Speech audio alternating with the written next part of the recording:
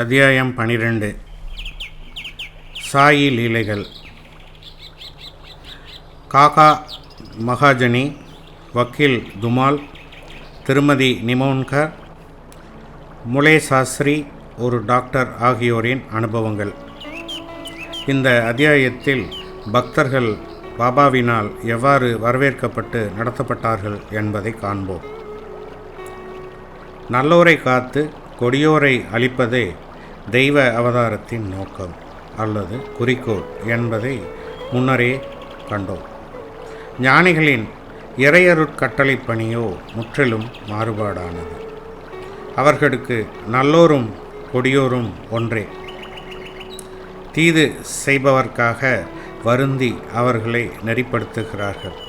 அவர்கள் பவசாகரத்தை, இவ்வுலக வாழ்வெனும் பெருங்கடலை குடிக்கும் அகஸ்தியர் அல்லது அறியாமை இருளை ஒழிக்கும் ஆதவன் ஆவார்கள். ஞானிகளிடம் கடவுள் வசிக்கிறார்.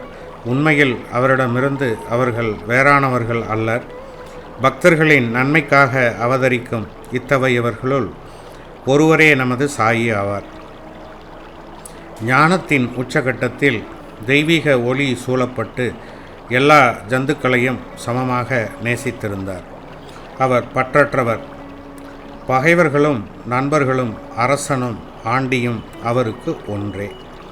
அவருடைய அசாதாரண திறமையை செவிமடுங்கள். அடியோர்களுக்காக தமது தகைமையை களஞ்சியத்தை செலவிட்டார். அவர்களுக்கு உதவி செய்வதில் எப்போதும் விழிப்பாய் இருந்தார்.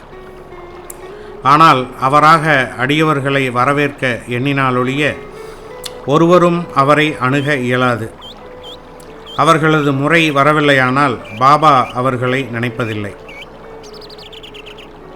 அவருடைய லீலைகளும் அவர்களின் காதை எட்ட இயலாது. பிறகு அவர்கள் எங்கனம் அவரை பார்க்க எண்ண முடியும்? சிலர் சாய்பாபாவை பார்க்க விரும்பினர்.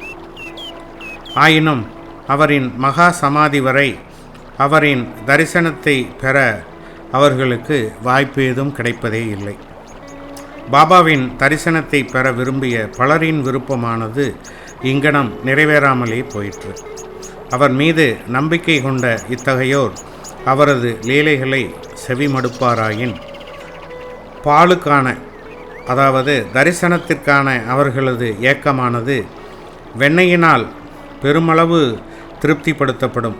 அதாவது அவருடைய லீலைகளினால் பெருமளவு திருப்திப்படுத்தப்படும். வெறும் அதிர்ஷ்டத்தினாலேயே ஷீர்டி சென்று பாபாவின் தரிசனத்தை பெற்ற சிலர் நீண்ட நாட்கள் அங்கு தங்க இயலுமா? இயலாது. ஒருவரும் தாமாகவே ஷீர்டி செல்ல முடியாது.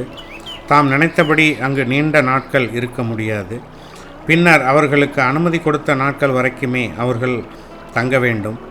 பாபா அவர்கள் அவ்விடத்தை விட்டு போகும்படி கேட்டதும் அவ்விடத்தை விட்டு போய்விட வேண்டும்.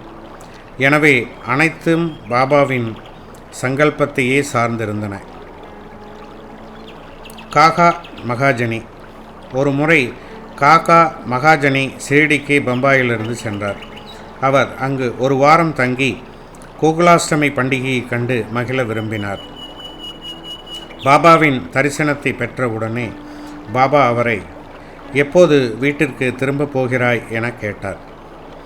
அவர் இத்தகைய வினாவினால் ஆச்சரியமே அடைந்தார். எனினும் பதிலளிக்க வேண்டும் என்பதற்காக பாபா தம்மை அங்கனம் செய்ய எப்போது ஆணையிடுகிறாரோ அப்போதே நாம் வீட்டிற்கு போகப் போவதாய் கூறினார். பாபா நாளைக்கு போ என கூறினார்.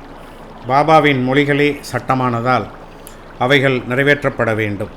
எனவே உடனே காக்கா மகாஜனி ஷீர்டியை விட்டு புறப்பட்டார். பம்பாயில் தனது அலுவலகத்திற்கு சென்ற பின்னர் தனது எஜமானர் தன்னுடைய வரவுக்காக கவலையுடன் காத்திருப்பதை அறிந்தார். அவரது மேனேஜர் திடீரென நோய்வாய்ப்பட்டு இருந்தார். எனவே காக்காவின் வரவு அவருக்கு தேவைப்பட்டது. ஷீர்டியில் காக்காவுக்கு ஒரு கடிதம் அனுப்பியிருந்தார். பம்பாய்க்கு அது திருப்பி அனுப்பப்பட்டது.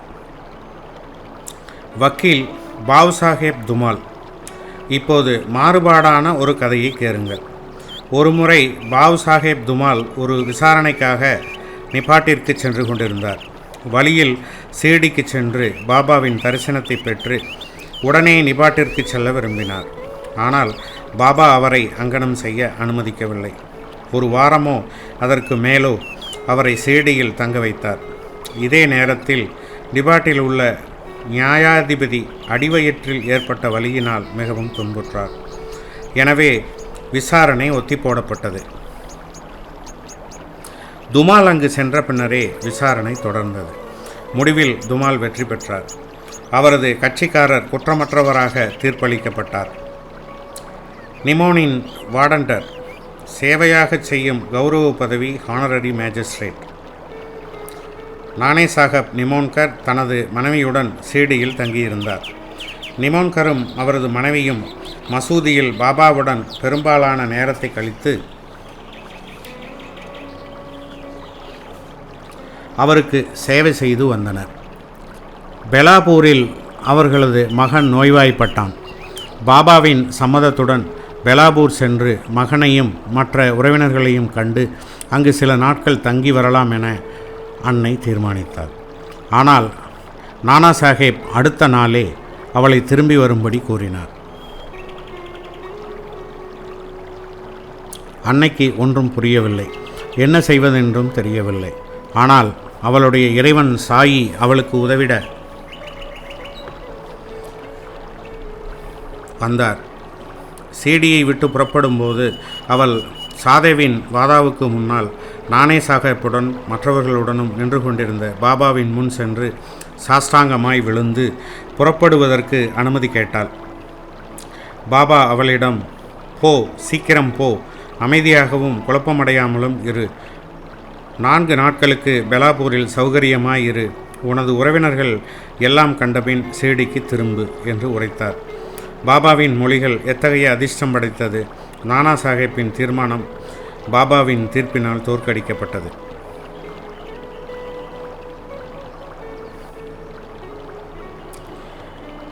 ஜோசியம், கைரேகை முதலியவற்றின் கரை கண்டவரும் 6 சாஸ்திரங்களை கற்றறிந்தவருமாகிய நாசிக்கைச் சேர்ந்த வைதீகமான அக்னிஹோத்ரி அந்தனர் முலே சாஸ்திரி ஒரு முறை நாக்பூரின் புகழ்பெற்ற கோடீஸ்வரரான பாபுசேகர் பூட்டியை சந்திக்க ஷிரடிக்கு வந்தார்.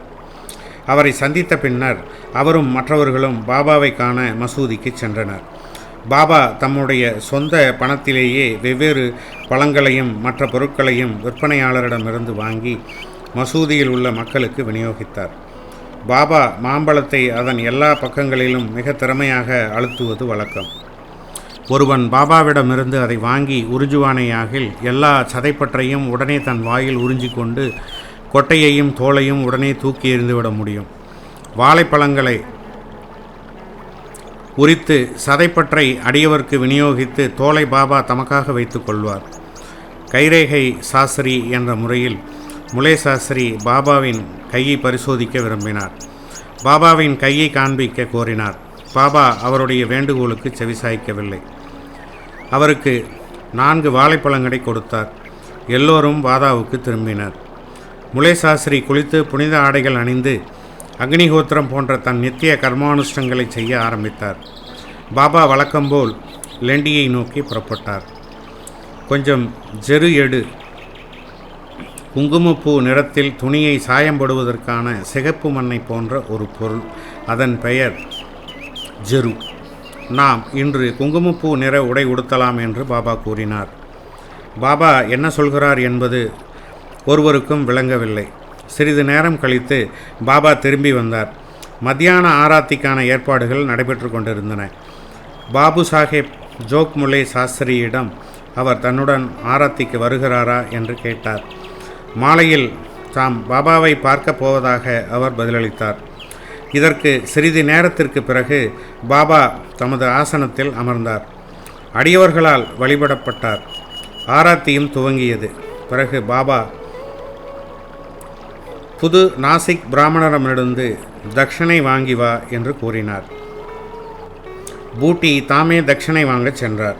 பாபாவின் செய்தியை முலே சாஸ்திரியிடம் தெரிவித்த போது அவர் சொல்லப்பெறாத அளவு குழப்பமடைந்தார். நான் தூய அக்னிஹோத்ரி பிராமணன், நான் ஏன் தட்சணை கொடுக்க வேண்டும்? பாபா பெரிய முனிவராக இருக்கலாம், நான் அவரது சீடனல்ல என நினைத்தார். ஆனால் சாய்பாபாவை போன்ற ஞானி பூட்டியை போன்ற கோடீஸ்வரரிடம் தட்சணை கேட்டனுப்பி இருப்பதனால் அவரால் மறுக்க இயலவில்லை. எனவே தனது அனுஷ்டானத்தையும் பூர்த்தியாகாமல் உடனே பூட்டியுடன் மசூதியை நோக்கி சென்றார். தம்மை தூயவராகவும் புனிதமானவராகவும் மசூதியை வேறு விதமாகவும் கருதிய அவர் சற்று தூரத்தில் இருந்தே கைகளை சேர்த்து பாபாவின் மீது புஷ்பங்களை வீசினார். அப்போது ஆகா, திடீரென்ற ஆசனத்தில் அவர் பாபாவை காணவில்லை. காலஞ்சென்ற தனது குரு கோலப்சாமியையே அங்கு கண்டார். ஆச்சரியத்தால் அவர் செயலிழந்தார். இது கனவாயிருக்குமோ அல்ல அங்கனமென்று அவர் அகல விழித்திருந்தார். காலஞ்சென்ற தனது குரு கோலப் சுவாமி எங்கனம் அங்கு இருக்க முடியும்? சிறிது நேரம் அவர் பேச்சற்று விட்டார். தன்னையே கிள்ளி கொண்டார். திரும்பவும் நினைத்தார். ஆனால் காலஞ்சென்ற தனது குரு மசூதியில் இருக்கும் உண்மையை அவரால் ஏற்க முடியவில்லை. முடிவில் எல்லா ஐயங்களையும் களைந்துவிட்டு தெளிந்த நிலையில் தனது குருவின் அடிகளில் பணிந்து கூப்பிய கரங்களுடன் நின்றிருந்தார். மற்ற எல்லோரும் ஆராத்தி பாடுகையில் முலேசாஸ்திரி தனது குருவின் பெயரை இறைந்து கூக்குரலிட்டார். இனப்பெருமை, புனிதத்தன்மை பற்றிய எண்ணங்களை ஒதுக்கி எறிந்துவிட்டு தனது குருவின் பாதங்களில் சாஷ்டாங்கமாக விழுந்து கண்களை மூடிக்கொண்டார். எழுந்திருந்தபோது பாபா தர்ஷனை கேட்டுக்கொண்டிருப்பதை கண்டார். பாபாவின் பேரானந்த ரூபத்தையும் சிந்தனைக்கு அப்பாற்பட்ட அவரின் சக்தியையும் கண்டு முலேசாஸ்திரி தன்னையே மறந்தார். எல்லையற்ற மகிழ்ச்சி அடைந்தார். ஆனந்த கண்ணீர் வடித்தார். திரும்பவும் பாபாவை வணங்கி தர்ஷனை கொடுத்தார். தனது சந்தேகம் நீங்கிவிட்டதாகவும் தன் குருவையை கண்டதாகவும் அவர் கூறினார். பாபாவின் இந்த லீலையை கண்ணுற்ற அனைவரும் முலேசாஸ்திரி உட்பட மிகவும் மனதுருகி போயினர். ஜெரு எடு, நாம் இன்று குங்குமப்பூ வண்ண உடை உடுத்தலாம் என்ற பாபாவின் மொழிகளை இப்போது புரிந்து கொண்டனர். சாய்பாபாவின் லீலை அத்தகைய அற்புதம் வாய்ந்ததாகும். ஒருமுறை மம்லதார் தனது டாக்டர் நண்பருடன் ஷீரடிக்கு வந்தார். தனது தெய்வம் ராமர் என்றும் தான் ஒரு முகமதியர் தன் முன் பணியப் போவதில்லை என்றும் கூறி ஷீரடிக்கு வர விருப்பமில்லாதவராய் இருந்தார். மம்லதார் அவரிடம் அவரை பணியும்படி ஒருவரும் கேட்கவோ வற்புறுத்தவோ மாட்டார்கள் என பதில் உரைத்தார். எனவே தோழமை கூட்டின் மகிழ்ச்சியை நல்குவதற்காக அவரும் உடன் வருதல் வேண்டும். அவ்வாறாக அவர்கள் ஷீரடிக்கு சென்று பாபாவின் தரிசனத்திற்காக மசூதிக்கு சென்றனர். டாக்டர் முன்னால் சென்று வணங்குவதை கண்ணுற்ற அனைவரும் ஆச்சரியத்தால் செயலிழந்தனர். அவர் எங்கனம் தனது தீர்மானத்தை மறந்து முகமதியர் முன் பணிந்தார் என்று அனைவரும் அவரை கேட்டனர். தனது அன்பிற்குரிய தெய்வம் ராமரையே ஆசனத்தில் பார்த்ததாகவும் எனவே நாம் சாஷ்டாங்கமாக வணங்கியதாகவும் கூறினார். இதை அவர் சொல்லும்போதே சாய்பாபாவை மீண்டும் அங்கே கண்டார். திகிலுற்ற அவர், இது ஒரு கனவா? எங்கனம் ஒருவர் ஒரு முகமதியராக இருக்க முடியும்? அவர் ஒரு மாபெரும் யோக நிறை அவதாரம் ஆவார் என நினைத்தார். அடுத்த நாள் தான் உண்ணாமல் விரதம் இருப்பதென்று சபதம் எடுத்துக்கொண்டார். மசூதிக்கு போவதை பார்த்து பாபா தன்னை ஆசீர்வதிக்கும் வரை அங்கு போவதில்லை என தீர்மானம் செய்து கொண்டார். 3 நாட்கள் கடந்தன. 4வது நாள் காந்தேஸிலிருந்து அவருடைய நெருங்கிய நண்பர் ஒருவர் வந்து சேர்ந்தார். அவருடன் பாபாவின் தரிசனத்திற்காக மசூதிக்கு சென்றார். வணக்கத்திற்கு பின், ஓ டாக்டரா, உம்மை இங்கு அழைத்து வர காந்தேஸிலிருந்து யார் வந்தது என்று முதலில் சொல்லும் என்று பாபா அவரை கேட்டார். இந்த மிக முக்கியமான வினாவை கேட்டு டாக்டர் மனதுருகினார். அன்றிரவே அவர் பாபாவினால் ஆசீர்வதிக்கப்பட்டார். தூக்கத்தில் பேரானந்த பெருநிலையை பிளிஸ் சுப்ரீம் ஸ்டேட் அனுபவித்தார். பின்னர் தனது ஊருக்கு சென்று 15 நாட்கள் அதே நிலையை அனுபவித்தார். இங்கனம் சாய்பாபாவிடம் அவரது பக்தி பன்மடங்காக பெருகியது. வேறு எவ்விடத்திலும் இல்லாமல் நாம் நம்முடைய குருவினிடத்தில் உறுதியான நம்பிக்கை கொண்டவராய் இருக்க வேண்டும் என்பதே இக்கதையின் முக்கியமான முலேசாஸ்திரியின் கதையினுடைய நீதியாகும். அடுத்த அத்தியாயத்தில் இன்னும் அதிக லீலைகள் விவரிக்கப்படும். ஸ்ரீ சாயியை பணிக. அனைவருக்கும் சாந்தி நிலவட்டும்.